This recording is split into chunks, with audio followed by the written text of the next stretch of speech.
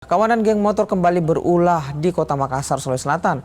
Mereka menyerang permukiman warga, membawa senjata dan merusak kendaraan warga. Rekaman kamera pengawas atau CCTV ini memperlihatkan kawanan geng motor mendatangi permukiman warga di Jalan Langgau, Kecamatan Bontoala, Kota Makassar, Sulawesi Selatan. Mereka mengancam warga dan merusak sejumlah kendaraan yang tengah terparkir. Salah seorang anggota geng motor bahkan membawa senjata airsoft gun.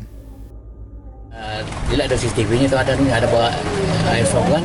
Oh, airsoft gun? Iya, sama? Sama celurit. Celurit itu iya. Dia arahkan kemana itu softgunnya? Dia sama celurit? Dia begini, saya sudah dengan fotonya itu di sini. Ada warga kena di sekitar sini? Tidak ada.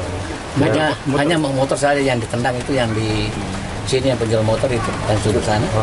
Itu saya nampak di sini tidak ada anak muda. Kok banyak orang, banyak anak muda yang kumpul. Pikiran saya kalau ada yang kumpul pasti ada yang tenggerai. Pasti ada orang yang datang di sini. Kita itu tidak tahu. Atas kasus penyerangan ini, polisi kini lakukan penyelidikan dan mengejar para pelaku. Saya sudah melakukan penyelidikan siapa-siapa yang melakukan pengerusakan. Seperti itu, Pak. Infonya ada yang bawa senjata juga?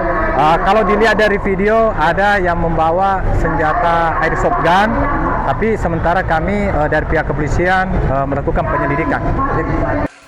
Untuk mengantisipasi peristiwa serupa, polisi mengintensifkan patroli di jalan yang dianggap rawan kejahatan jalanan.